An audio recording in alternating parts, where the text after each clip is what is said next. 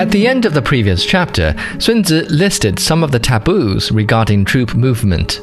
In this chapter, he kicked off with some more suggestions on what to do in different environments for encampment.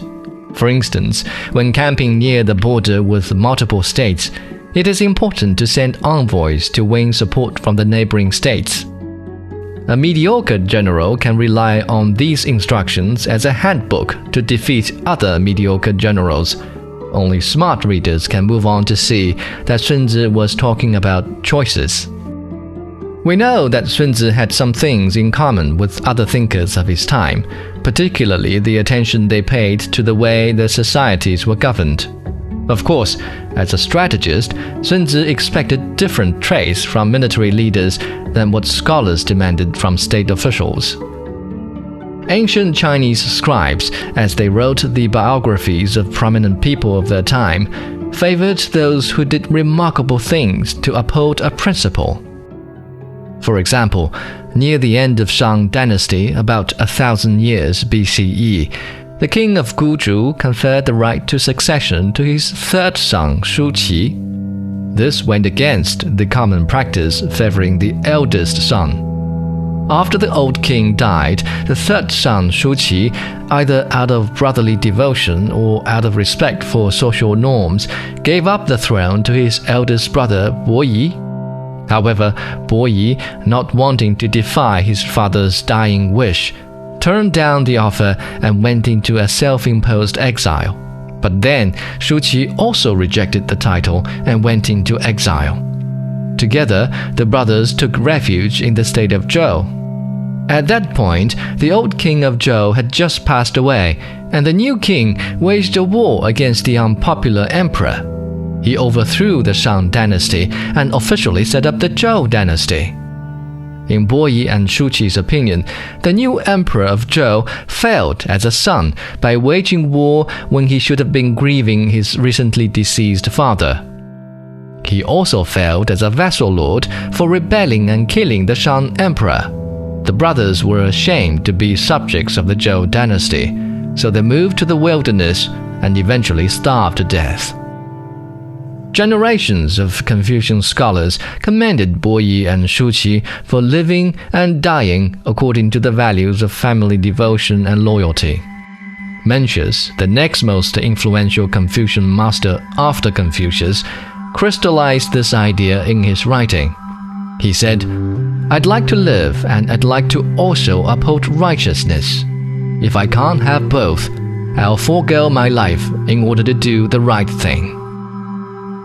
Chinese people still celebrate traditional festivals that recall people who gave up their lives defending what they believed in. Jie Zitui was an advisor who stuck with his prince through difficult times of exile until the prince came home and was declared king. After the king took office, Jie Zitui hid in the mountains to evade any kind of reward because he believed that he did nothing worthy of one. He had just done his duty. To smoke him out, the king started a small fire, which unfortunately grew out of control. Jie Zitui, still reluctant to come out of the woods, died in the fire. Today, on Qingming Festival, when people remember their dead and sweep their tombs, some still honor the loyal Jie Zitui by eschewing fire and eating unheated food. Qu Yuan, a patriotic aristocrat in the state of Chu, leapt into a local river after hearing about the fall of his capital. Today, on the Duanwu Festival, people host dragon boat races in reenactments of the search for his body in the river, in memory of this great reformist official who wanted nothing but a strong state and prosperous people. As you can see, China had its own share of Socrates, people who stayed true to their belief and followed a remarkable course of action that didn't always end in their deaths, but it did forever earn them a place in the history books. Their sense of principle was so strong that they didn't feel they had any other choice. Sun Tzu advised against holding such strong convictions and being blind to alternatives. He said, "For a military commander, there are roles he doesn't have to take. There are enemies he doesn't have to fight. There are cities he doesn't have to attack. There is territory he doesn't have to occupy. And there are king's orders he doesn't have to follow. A commander must know he always has other choices and must make up his mind based on the situation at hand. A singleness of purpose and a strong conviction to a principle may gift someone with immortality in history. But in military setting, this lack of flexibility can lead an army to ruin. In 208 AD, at the Battle of Red Cliffs, Cao Cao's overconfidence and eagerness to unify the country led him to fight and lose a premature engagement with his enemy over the Yangtze River. In 1415 at Agincourt, the French constable Charles d'Albret had a numerical superiority over the tired, hungry, and isolated troops of England's King Henry V. All he had to do was to block Henry's retreat and then sit back and wait for his reinforcement to arrive.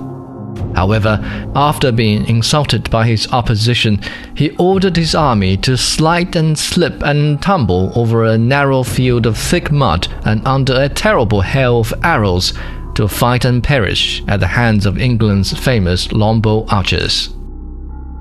Sun Tzu listed the dangers that a headstrong commander can bring to his army. He who is not afraid to trade his life for victory can be lured and killed. He who is determined to save his own hide can be intimidated and captured. He who is quick-tempered can be provoked. He who is obsessed with his reputation is vulnerable to insult. And he who cares too much about civilians can be overstretched by continuous harassment of his people. A commander cannot afford to act on a pedantic principle. Instead, he must always weigh the pros and cons before he makes a decision. That's the only way he can see all the choices before him. That's the only principle he should follow.